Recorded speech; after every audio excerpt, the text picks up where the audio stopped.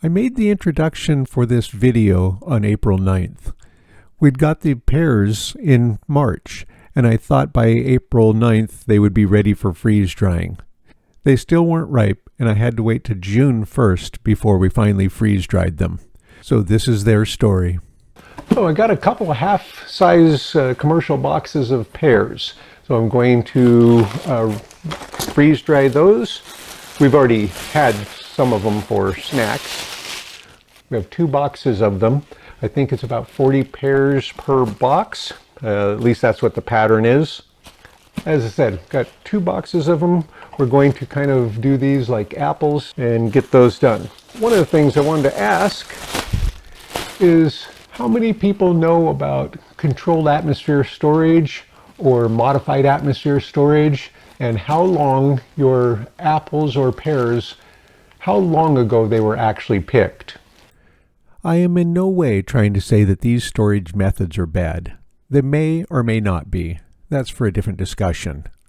I like having a huge variety of fruits and vegetables available all year round, and without some of these storage methods, we wouldn't be able to, at least not at prices we could afford. Controlled atmosphere storage is a storage method in which the concentrations of oxygen, carbon dioxide, and nitrogen, as well as the temperature and humidity of the storage rooms, are carefully controlled. CA storage is commonly used on apples and pears, and other fruits and vegetables, to allow prolonged storage with only a slow loss of quality, increasing the shelf life and marketability of the fruit. Depending on the cultivar, apples can regularly be stored in this way for close to a year, perhaps longer. With modified atmosphere storage, the atmosphere is not closely controlled, like in the case of these pears where they were packed in plastic bags with a Hazel 100 packet enclosed. These were picked 6.5 months ago and put into storage. Or at least they were packed in these boxes 6.5 months ago, so they were probably picked as much as 7.5 months ago. They would have been picked and put in bulk bins and put in cold storage, and then they would have been taken out and sorted and then packed into this size box. So this is using a Hazel 100 with the lifespan bag system to slow down the ripening. It stops the ripening due to the ethylene gas. For instance, tomatoes are usually picked very, very green if they're going to be going to your grocery store as nice ripe tomatoes. And then before they get there, after they've been in storage for a while, they can induce ripening by adding ethylene gas. So most vegetables and fruits are not actually picked at the peak of ripeness unless they're going to be flash frozen right away. A lot of your frozen fruits and vegetables are picked when they're at their ripest and then processed right away. So they tend to be a better quality overall, but not always. But the things at your produce section may have been picked a long time ago. The average apple that you buy at the store was picked many, many months ago. So we'll get these being processed. Okay, I'll bring the box of pears up. We'll kind of check that out and we'll get them started now. So I've got 2 liters of water. I'm going to add 4 teaspoons of vitamin C or ascorbic acid into it. Tablespoon, that's 3 teaspoons. Oh, and then I don't have the teaspoon here. I have a half teaspoon, so it's going to be a little bit extra. Oh, let's go get the pears. We ended up getting 2 boxes of these pears. They're 22 pounds a piece. So we've got we had 44 pounds. We've been snacking on some. We gave a couple of away, but we have close to 30 pounds left. They've been in the refrigerator for quite a while now. We've had them for about 2 months. They were packed on October 9th of 22, and today is June 1st of 23. And they would have been picked probably 30 days before that, because generally they're refrigerated for a while, cold storage, brought back out, sorted and packed, and then put back into cold storage. So these were packed in these lifespan bags with a Hazel 100 packet in there, which helps slow down the ripening. That's why these have been out for so long, or that's why these have been able to be stored for so long. Right now, let's get some of these prepped. So that's what one of the pears looks like. And this is, again, this would have been picked last September. And so it was in storage basically all of October, November, December, January, February, March, April, May. So this has been in storage 8 months, maybe 9 months. A lot of people have no idea what their fruit goes through or their food goes through before they get it. Right now, let's get some of these ready. And we did some of these before, so I won't show all that much of it. But we're cutting them in half, and they're still quite firm, even after 8 months in storage. I'm going to try one of these.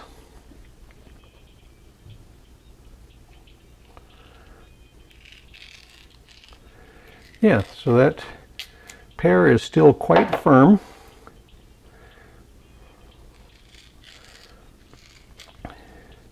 And we left it sitting out of the refrigerator for 1 week before we put it back in the refrigerator, so that it would have a chance to ripen up a bit before we refrigerated it.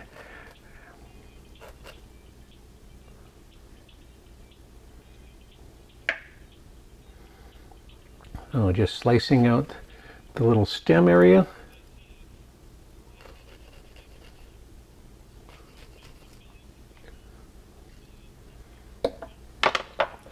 All right, now I'm also going to carve or slice off. I need to move this so we can get a better view. Oh, taking off just that little bit because that'll end up being pretty much all just the skins, and they're not that great.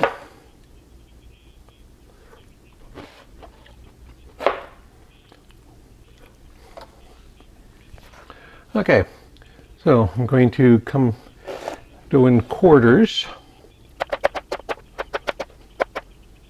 Oh, there's a bad spot right there. We'll cut that out. That might have been a hail strike or a branch hitting it.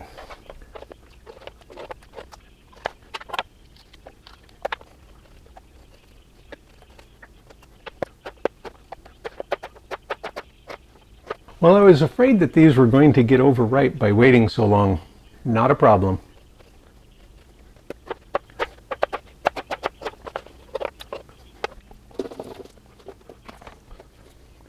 As you can see, I'm putting them directly onto the trays again this time. And usually I have so much going on in the freeze dryer, the trays aren't empty. But I've been going really slow so far this year. So it's available. I'm going to put them directly on there, and then I'll do a couple more batches in the 7x7 pans and pre-freeze them. And I'm still going to pre-freeze these because I want to get all 4 trays done and in the freezer for pre-freezing before I start the freeze dryer. So this one can get down to the freezer for pre-freezing. Might be able to put a couple more pieces on, but that looks like plenty. And we'll come back if we have anything else interesting. Otherwise, I'll stop it here and we'll see them when they go into the freeze dryer. So I prepped those pears yesterday and put them in the freezer because I just wasn't ready to get them in the freeze dryer yesterday. Today, we'll get them in the freeze dryer. Oh, we'll get these weighed and get this little probe out. So 1903. And then I'll put the thermometer in that same spot if I don't lose the place. 1903, tray 2, 1965, number 3, 1988, and tray 4, 2155. So I got them heavier and heavier as I went. Those are ready for the freeze dryer. We'll get them loaded in there. I'd started the freeze dryer about 3 hours ago. It says it's 49 below zero now, Fahrenheit. It's way past time to get the food in there, so let's get it in there. Okay, starting at the bottom and working up. Wow, these, actually I'm gonna mix them around. So I'm gonna put tray 3 and 4 in the center because they're the heaviest trays. And I'll put 2 on the bottom and 1 on the top. So one's the lightest tray, and I'll put it where it tends to, I should have put it on the bottom.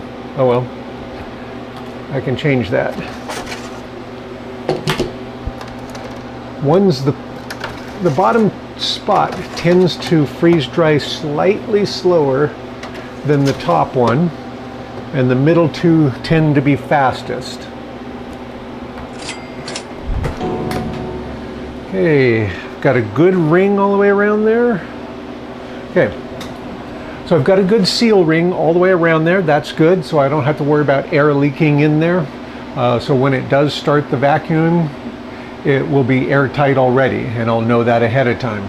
The middle 2 rack spots tend to dry the fastest, so I put the heaviest 2 trays there. The bottom and top tend to go a little bit slower, so I put the lighter trays there. This will take at least 2 days, and since it's in the afternoon now, it'll be at least 2 days from now, and it could be the 3rd day earlier in the day because of the amount that's in there. This is a very big load. We'll see how it goes. So don't go away. We'll be back in just a minute, at least on video. This particular set of pears would have been picked back in August or September of 2022. It's now June 2nd of 2023. They've been stored well. With this kind of pear, after they're picked, they would have been put into cold storage for at least 30 days, and then they would have been brought out and sorted and then packaged. So the packaging that we have here, or on this set, these were packaged on October 9th of 2022. So that means that they would have been at least 30 days before that they were picked, and it could be a couple of months before they were picked. They were put into a storage with a system called Lifespan. So the bag is called Lifespan, and then a packet called Hazel 100 was put into that bag. What the Hazel 100 does, if I understand it right, is it has some component in it that goes throughout the bag of pears and binds with the ethylene receptors so that it doesn't ripen. Okay, so it slows down or prevents the ripening. And then later they open up the bags and then it's supposed to ripen. We've had the pears for a month or so, and so after we got them, we did open them up, take the packet out, let them set out for about a week, and then we refrigerated them. So since then I've been concerned with them going bad, that they might get ripe too much. Hasn't happened yet, and they don't show any signs of going bad yet. So it seems to be working well, but I don't know anything about it for the long term. I don't know if it's good or bad. Modified atmosphere storage as opposed to a controlled atmosphere storage. Regular cold storage and controlled atmosphere storage are the only storage types that I've really had anything to do with, and that was many years ago. So I'm not really up on the newer storage systems, and so I really can't speak to those. I'm sure a lot of people have very strong feelings one way or another about each of the types of storage. I'll include a few links in case people want to look into some of these storage systems for themselves. All right, I'm back. The pears have been in there for about 51.25 hours. Now all of that wasn't really the dry time because I was supposed to take it out about 2 hours ago and check it, but I just added time because I needed to go for a walk. So now we'll bypass the rest of the time that I added, get them out and check them, put them back in for the weight check. So let's get that going. So first I'll bypass the rest of the time with the down arrow. I'll open the drain valve, and as soon as the pressure is equalized, we can get it open. So starting with tray 1, and if you remember, I mixed things up a lot, so tray 1 is actually at the bottom. And now it's 964, and I'm still going to rotate the positions of the trays, and those feel great. Now These are pears, and pears are sugary and don't have a lot of structure. So I do tend to like to have them cool down a bit before I take them out. But they also will stay slightly flexible at first until they cool all the way because of all the sugars and lack of structure. And tray 2 is at the top.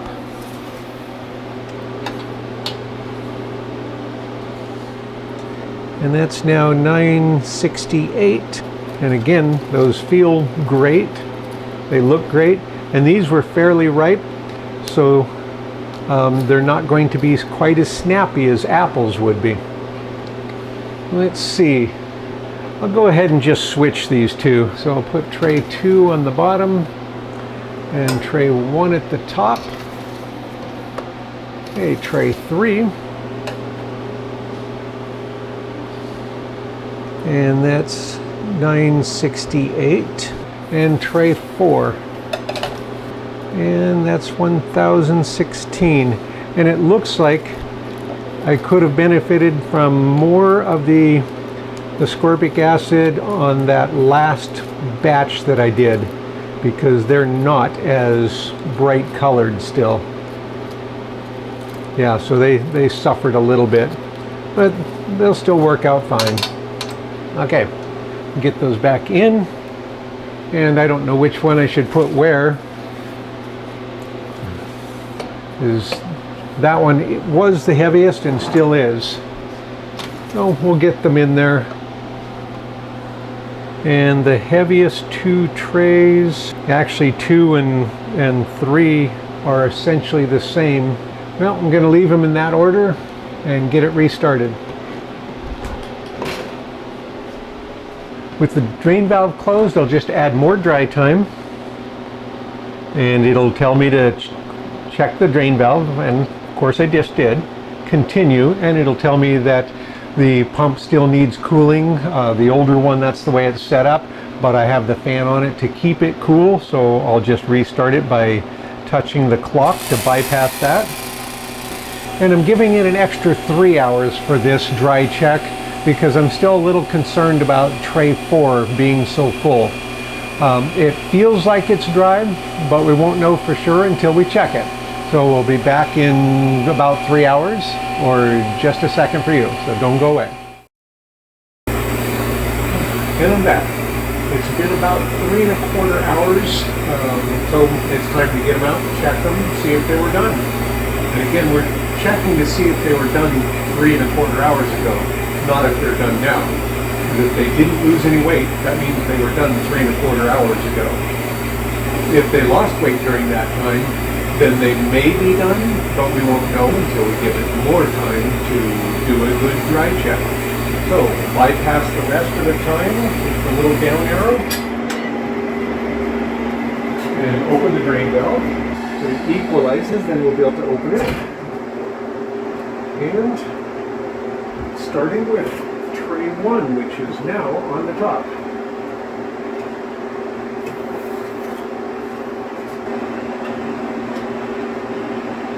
And no change. So 3¼ hours later, and there's still no change, so that's a good thing. And tray 2, and it's $9.68, so again, no change. Okay. 2 for 2. Tray 3. I'll make sure it's not touching. Okay. And make sure it's not touching that one. Alright, so it's not touching, and no change.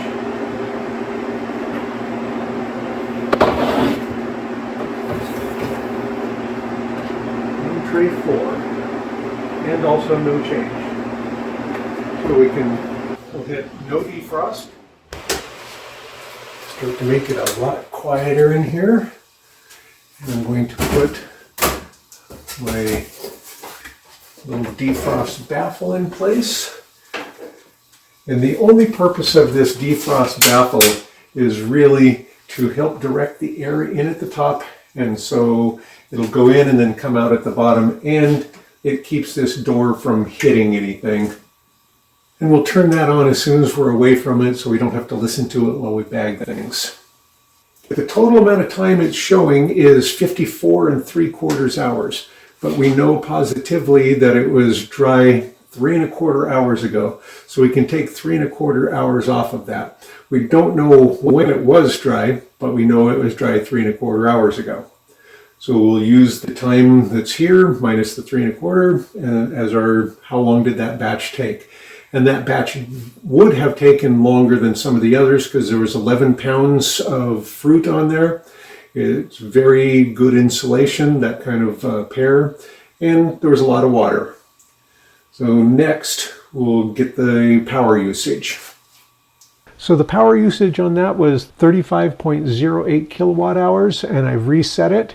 And then 3.5 watts is what the machine uses just running the electronics. So the 11 pounds of pears are complete, and you can tell this tray, this was the final tray, they're a little bit darker. This is the last bowl that I did, or the last tray that I did of the pears, and I forgot to add more ascorbic acid to that batch, and so they turned a little bit more dark as they were drying. Anyway, they'll all be good, and I have 2 more batches of about 10 pounds apiece still to go. We'll get these weighed and bagged. Okay, now we'll get the thermometers out and get the final weights and find out what the weight loss was. And for some reason I'm on ounces. Hey, 957. And of course we have to deduct the tare weight. 961. Yeehaw! 962. And 1009. Now do the calculation real quick. Pears are not as crisp as some of the apples and some of the other things. The more ripe it is, the less crisp it is. The more like cotton candy it becomes. So this batch went into the freeze dryer on June 2nd and came out on June 4th. It's comice pears, and these were from a controlled atmosphere storage batch. So they have been in storage for 9 months. They weighed just over 11 pounds before they were freeze dried, and now they weigh just under 2 pounds. They had a 4,122 gram loss of water. So what was 1 pound of pears before it was freeze dried now weighs about 81.6 grams. So my goal is to see if 81.6 grams will fit in one of these bags, so I can bag them 1 pound per bag. If it won't fit, then I'll change it to 3/4 pound and bag them that way. So let's give it a try, find out what will fit. And I already have the bags labeled with a batch number, and then I have a paper tag. I just print mine on the printer and then just cut them up using a paper cutter. So on this particular one, I didn't put all the information, like the date and the rest of the batch number, because I have 3 batches in a row that are going in. So I just printed multiple sheets and left off the batch number. That way, if I need more sheets, if I need more tags per batch, I can change it that way. And same with the amount before drying. I haven't filled that in yet until we find out how much will fit. So let's find out. Okay, we'll tear this out. So zero out the scale with the bag on it. And then we'll see if 81.6 grams of pears will fit into there. And I don't know if it would. That would be 2/5 of this tray approximately.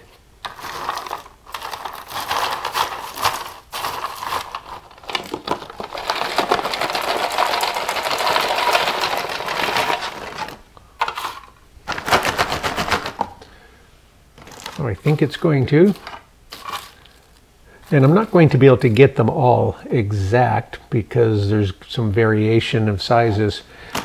Okay, that's pretty close though. So that's about 1 pound of pear. So I should be able to get 1 pound in each one. So I'll go ahead and label that it was 1 pound before, and I'll put how much water was lost, though I don't anticipate we would ever add water back to these. We would just eat these as a dry snack. So I'll finish labeling these bags and then we'll finish bagging them.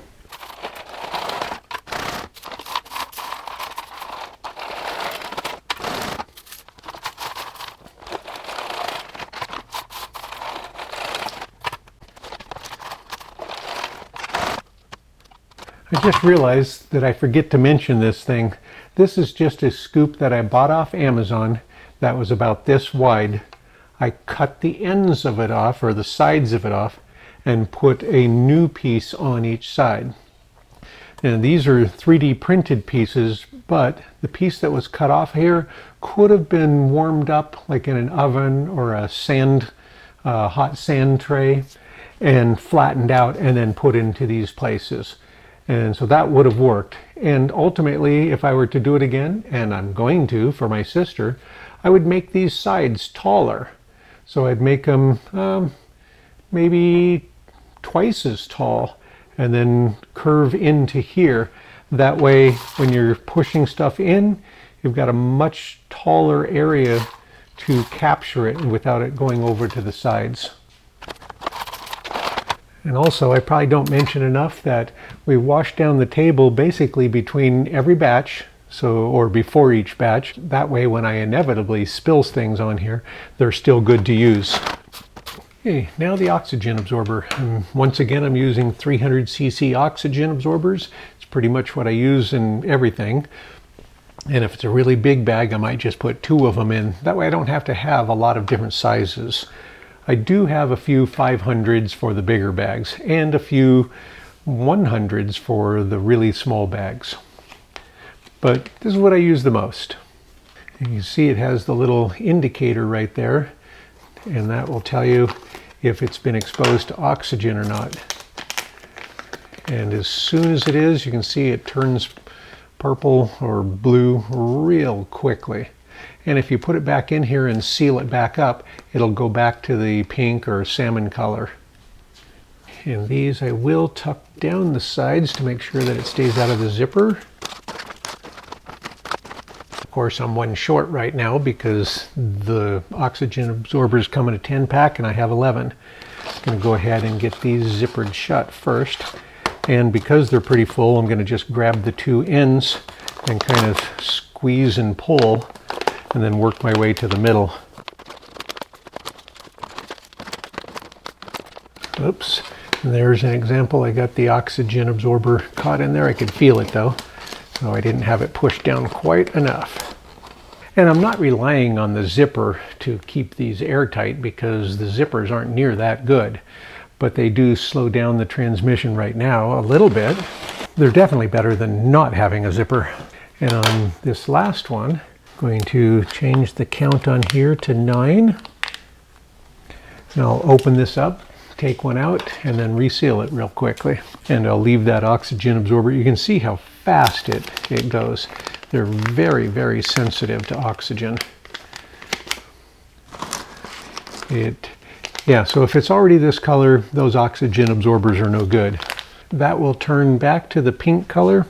It'll turn back to that in a few hours. I think it's hours. I don't think it's minutes. Anyway, it takes longer, a lot longer to turn back. Every bit of the oxygen needs to be absorbed out of there because it is sensitive. And now it's heat sealing time. And I'm using an Impact brand one.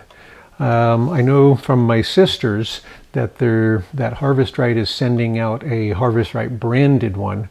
I have no idea who makes theirs. I've been using Impact one with my Harvest Right since I got it, because that's what they were shipping with them at the time. Of course, I broke one and it's sitting over there waiting to be repaired, and I bought a replacement of the same kind. But I've also used these for decades before that in a commercial setting. Okay.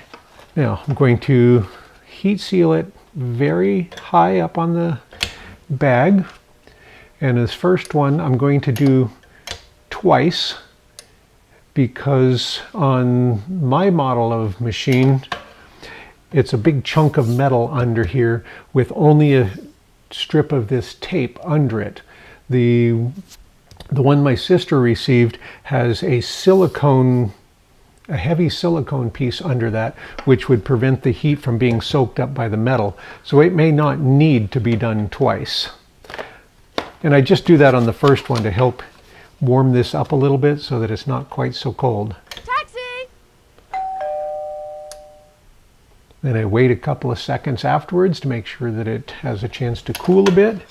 And again, as I mentioned, I'm sealing high up on the bag in case I have a bad seal. So if there's wrinkles in it, I'd do it again. Or if I want to cut this off, use part of it and then reseal it.